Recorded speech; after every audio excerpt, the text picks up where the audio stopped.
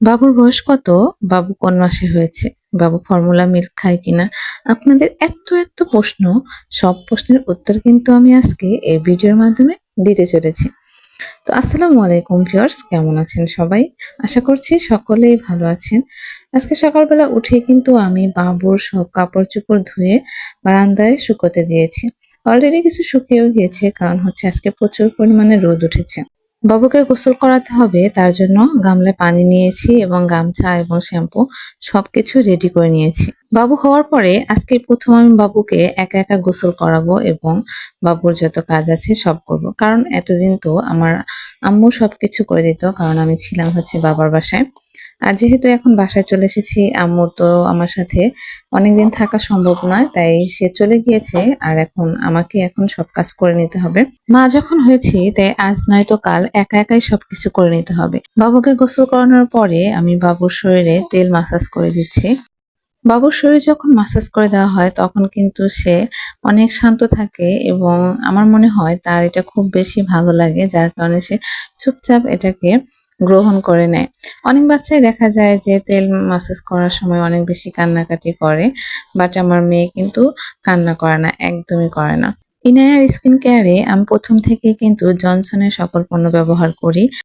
অনেক আপুরাই আমাকে কমেন্ট করেন আমার মেয়েকে নাকি তাদের ছেলের মতো, তাদের মেয়ের মতো নাকি দেখা যায়। মাশাআল্লাহ, দোয়া করি আপনাদের সন্তানরাও অনেক সুস্থ থাকুক, আল্লাহ তাআলা তাদেরকে নেক হায়াত দান করুক। আপনাদের সবার একটা বিষয় জানার খুবই আগ্রহ, ইনায়ার বয়স কত, ইনায়া কি মাসে হয়েছে, ইনায়া ফর্মুলা মিল্ক খায় কিনা। হ্যাঁ, এখন বলি আসল কথা। ইনায়ার বয়স হচ্ছে 2 মাস। ইনায়া সেপ্টেম্বর মাসে হয়েছে। আর ইনায়া বুকের দুধের পাশাপাশি ফর্মুলা মিল্ক খায়। ইনায়াকে ফর্মুলা মিল্ক হিসেবে আমরা প্রথম থেকেই ল্যাক্টোজেনটা দিচ্ছি।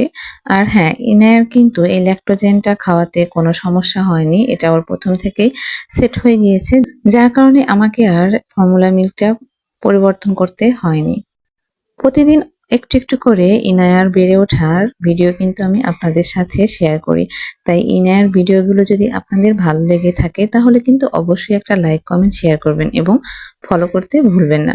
আর আপনি যদি ইতিমধ্যে এই কাজটা করে থাকেন তাহলে কিন্তু আপনাকে অসংখ্য ধন্যবাদ।